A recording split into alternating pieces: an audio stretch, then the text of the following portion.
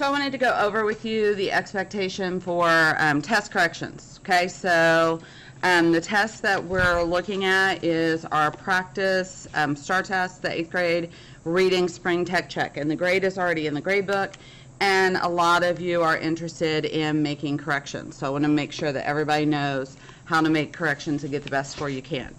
The first thing I want you to do is get everything. So you're going to get your test booklet, your Scantron, you're going to get a swag report, which is 2 pages, and the second page looks like this, okay? And then finally, the test correction form. So really you should have 4 things: the swag report, which is a stapled 2-page document, the test correction form, your Scantron, and your test booklet. So the first thing you want to do is check your answers, okay? And part of what I'm giving you is a key, okay? So there is a key on here. So once you've checked your answers, you can see, did I bubble something wrong? You can start going through your test booklet and saying, okay, well, I bubbled B, but I circled C. So maybe just not being careful may have been the reason that you missed one. The second thing you're going to do is go through the swag report. And this is a really cool report because it's going to detail for you what you've gotten correct, what you've missed, and how many questions were in a certain objective. Okay, so we can look and see if you missed one here, one here, one here. Then there may not be a specific TEK that you need to work on, but you may need to just be reading more carefully, annotating more carefully. If you missed, say here, if you missed 3 or 4 out of this 5, or even 2 out of this 5, let's read this carefully. Let's look at what it's asking for. Let's look at how they're asking these questions, because there's an issue with this question type, okay, that's tripping you up, and we want to see where we are, okay? Also on the swag report, as you're filling it out, you can circle here where you either were at mastery, meets, approaches, or did not meet.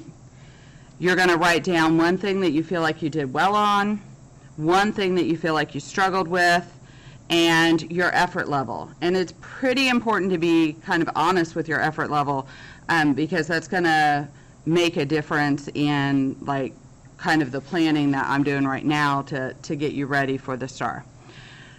So setting a goal, and really I would like everyone's goal to be to move up. If you were at meets, what do you need to get to be at masters? If you were at approaches, what do you need to do to get to meets? So moving up, or if you were at did not meet, what do you need to do to get to approaches? So doing that should be your goal. Now if you were at mastery and you got a 95% on it, your goal may be to do as well as you did on this test, on the next test, because once you get so high, it's really hard to make a goal to go higher, but you can still have the goal to score at least as well as you did before. And then how are you going to reach the goal? So what are you going to do? Are you going to really take a look at this and try to understand where you're missing? Are you going to ask questions? Are you going to get more practice tests? Are you going to read your Lit Circle book and do reading that will help you score better on the reading test, because practicing reading is probably one of the most important things that we can do? Or what are you going to do to reach your goal? And remembering that every year the tests get harder and they're a grade level higher. So you may say, well, I scored a 95 in 7th grade, I scored a 95 in 8th grade, I really don't need to do anything to score a 95 in 9th grade. But in actuality, we do want you to be still working really hard, because the 9th grade end of course exam is going to be a year higher, year more difficult, okay? Attached to the swag report, you have this, and so you're going to put your name and class period, And then these are all of the practice tests that we've taken this year, okay? And 2 of them were just short unit tests, okay? And then the spring benchmark is this one that I'm handing back to you today. And then it's also kind of nice to look at how you did on the 7th grade Reading Star. The 7th grade Reading Star, again, it was a 7th grade level test, whereas this was an 8th grade level test. And then also the level for mastery was an 83% in 7th grade, and it's an 86% in 8th grade. So that's an example of how, you know, they get more and more challenging every year. And that's just to help you meet that challenge. Okay?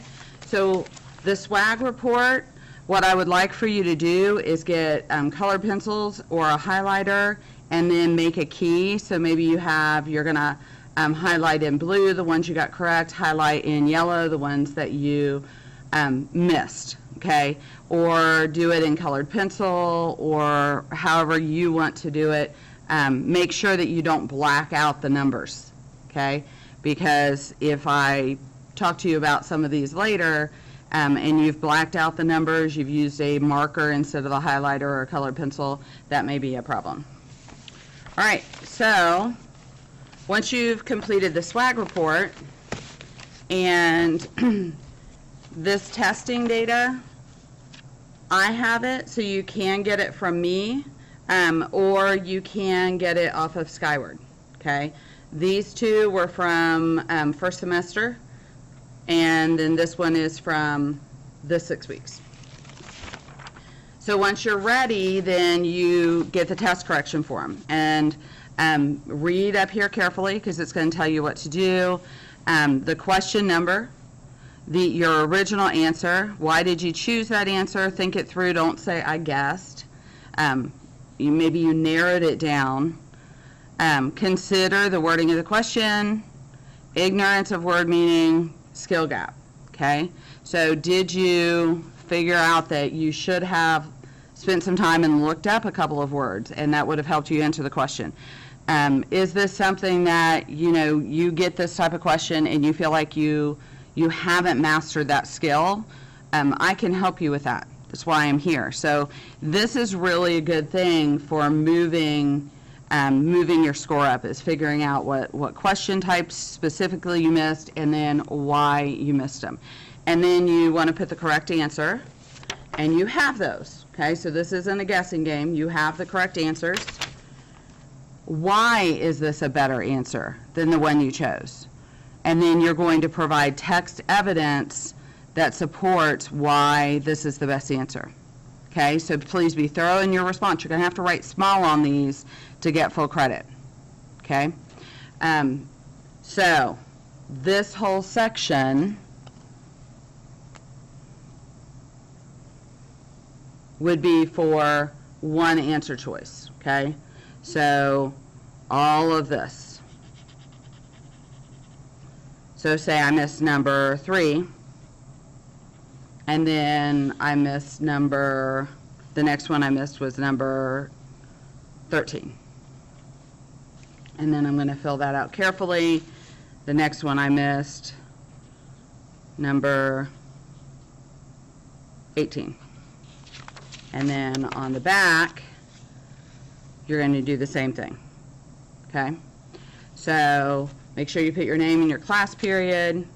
In the end, by Friday, March 1st, you're going to turn in all of this together, and that is how you're going to do your test corrections. So let me know if you have any questions, and I will post this to make sure that everyone has a real clear idea of how we're doing test corrections for English.